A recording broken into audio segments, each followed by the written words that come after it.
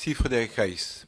Je redonne la parole à notre rapporteur qui m'a dit sa volonté d'être synthétique pour que nous puissions entendre Aymeric Breillet rapidement.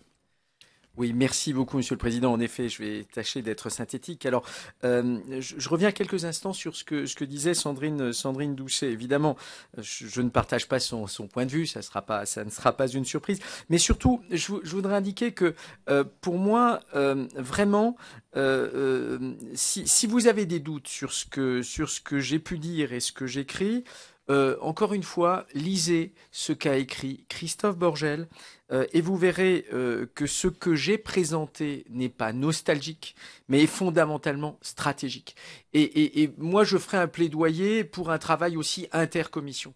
Il est quand même assez paradoxal que, comment dire, alors évidemment, chaque commission a sa logique et je ne critique pas cet aspect-là, mais je crois que c'est important qu'à un moment donné, eh bien, nous sommes parlementaires de la nation et à ce titre, il faut qu'on puisse aussi faire des ponts avec les différents aspects. Et vous verrez que Christophe Borgel, c'est un plaidoyer en faveur justement d'une recherche qui va davantage dans la prise en compte des aspects économiques. Alors certes, c'est le point de vue de la Commission des affaires économiques, mais en même temps, on voit bien que c'est un sujet sur lequel il faut travailler et ça n'a rien à voir avec de la nostalgie. Ensuite, la question du budget de l'ANR, aujourd'hui, c'est une réalité. Je veux dire, moi, je ne veux, même en mettant de côté toute autre considération, aujourd'hui, ce budget est en baisse. Et nous en revenons à des fonds qui sont à la hauteur, et Michel Herbillon le rappelait, à la hauteur de ce qu'ils étaient du temps de Claude Allègre. Et c'est une vraie question qu'il faut se poser.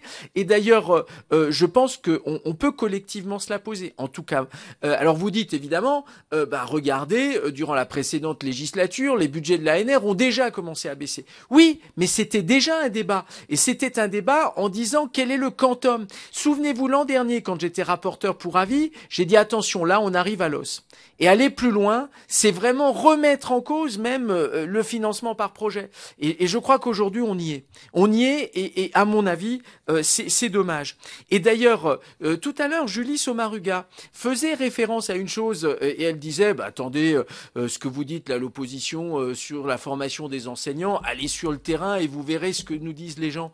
Eh bien, je vous invite à aller sur le terrain et à discuter avec ceux qui sont en train de déposer aujourd'hui et répondre à des appels à projets de l'ANR. Ils disent tous, les taux de sélection sont devenus tellement drastiques que les très bons projets n'arrivent plus à tous passer. Ça devient un vrai sujet, c'est-à-dire qu'on a des potentialités aujourd'hui sur le terrain de la recherche et ces potentialités, on n'arrive pas à les financer. C'est quand même un vrai paradoxe. Et la seule réponse de la part du ministère consistant à dire aller chercher des fonds européens, en tout cas c'est en contradiction avec le discours de François Hollande qui disait il faut que les chercheurs se consacrent à la recherche plutôt qu'à la recherche de financement. Parce que la réponse effectivement de Madame Fioraso, c'est dire allez capter les financements européens. Alors certes c'est plus ceux de l'ANR, c'est ceux de l'Europe, mais encore une fois, ils vont passer du temps à capter les financements européens plutôt que de devoir faire de la recherche. Donc, il y a toujours des contradictions et à un moment donné, je crois qu'il faut qu'on l'oublie pas. Alors, je veux revenir aussi à ce que disait Thierry Braillard.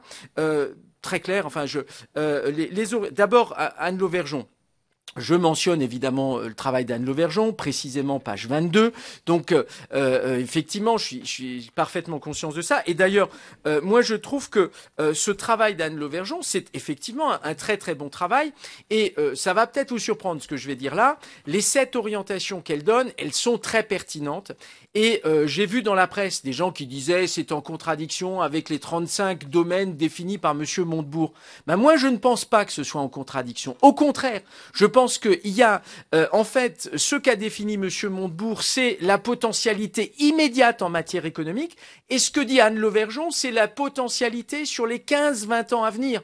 Et je crois que les deux, il faut savoir les articuler. C'est-à-dire que, en fait, et de ce point de vue-là, les orientations d'Anne Lauvergeon, elles sont, à mon sens, extrêmement pertinentes. Alors, Thierry Braillard aussi disait, mais regardez, les investissements autour des investissements d'avenir, on est à 1 milliard par an, on n'a jamais été aussi haut. Mais c'est normal, il y a une montée en puissance du dispositif. Et d'ailleurs, regardez les documents budgétaires du programme d'investissement d'avenir. Dès le lancement, c'est ce qui était prévu. Donc là, il n'y a pas de surprise. Isabelle Attard, là aussi, des remarques extrêmement intéressantes. Et d'ailleurs, et ça ne la surprendra pas, il y a un certain nombre de choses que je partage. Et quand je dis il y a des choses que je partage, quand elle dit effectivement on peut s'interroger sur budgétairement ce qui se passe sur le programme 190 et le programme 187, elle a parfaitement raison. Par contre, et ça, je ne veux pas aller plus loin, je laisse la majorité arbitrer. Mais c'est un vrai sujet. Et d'ailleurs, je pense que si elle a dit que effectivement c'est une abstention, c'est parce qu'il y a un sujet au sein de la majorité sur cette question. C'est un vrai sujet. Et d'ailleurs, ça rejoint aussi un certain nombre de choses que je peux dire sur le financement de la recherche dans mon rapport. Alors, elle a aussi, Isabelle Attard, insisté sur des choses très précises. Le CEA. En fait, vous devriez quand même être contente de l'augmentation du budget du CA pour une raison toute simple, c'est que regardez à quoi est liée, comment est justifiée l'augmentation de ce budget. C'est en raison du démantèlement d'installations nucléaires. Donc voilà, c'est parce qu'il faut démanteler des installations nucléaires. Donc voilà, donc c'est que donc en fait vous supprimez ce volant-là dans le budget du CEA. En réalité, il est aussi en retrait. Et d'ailleurs, la ministre elle-même l'avait dit la semaine dernière. Quant au crédit impôt recherche, là aussi, ça rejoint à la fois ce que vous disiez, et ce point-là a été repris par Hervé Féron tout à l'heure. En fait, la Cour des comptes, elle ne met pas du tout en cause le principe du crédit impôt recherche. Lisez ce rapport, il y a deux choses. Crédit impôt recherche, la Cour des comptes dit c'est un bon dispositif. Par contre, ce que dit aussi la Cour des comptes, et c'est légitime, elle dit il doit être amélioré. Il y a un certain nombre de choses sur lesquelles il faut aller plus loin. Et ça me permet de répondre à la question d'Annie Genevard sur le volet crédit impôt recherche. Oui, il faut renforcer le rescrit fiscal pour donner davantage de sécurité aux entreprises, de telle sorte qu'elles puissent consulter en amont l'administration fiscale et que cette réponse de l'administration fiscale sécurise davantage l'entreprise quand elle a recours au crédit impôt recherche. Et en même temps, c'est une saine mobilisation des deniers publics parce qu'à ce moment-là, il y a bien un avis qui est donné en amont par l'administration fiscale, avis qui est évidemment opposable. Quant à l'ANR, puisque Isabelle Attard insiste aussi sur finalement l'ANR, quand on regarde, globalement le budget augmente. Attention, même la ministre la semaine dernière m'en faisait le reproche en disant Monsieur Hetzel, vous confondez les choux et les carottes.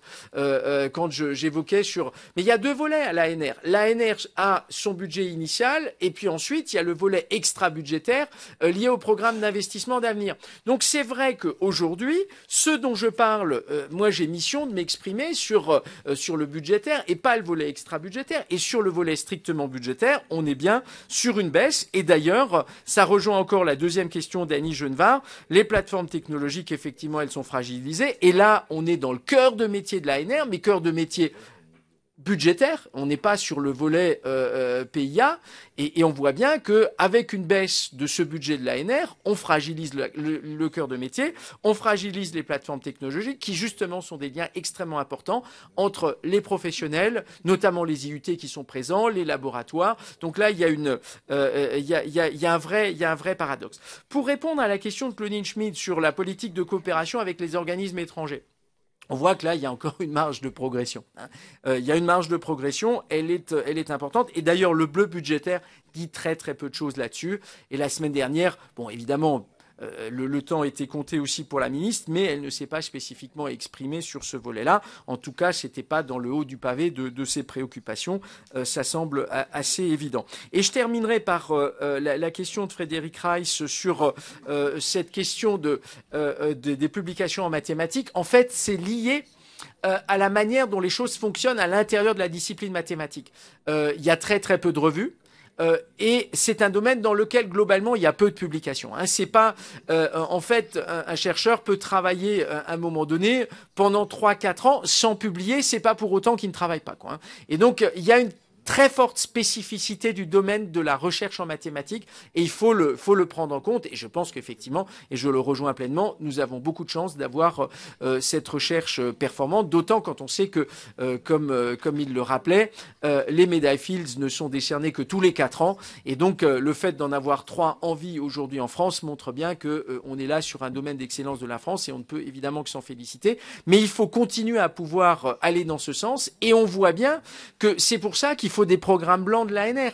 Et ceux-là, aujourd'hui, ils sont mis en péril par la politique gouvernementale. Et ça, c'est quand même un vrai sujet. Merci beaucoup pour votre attention.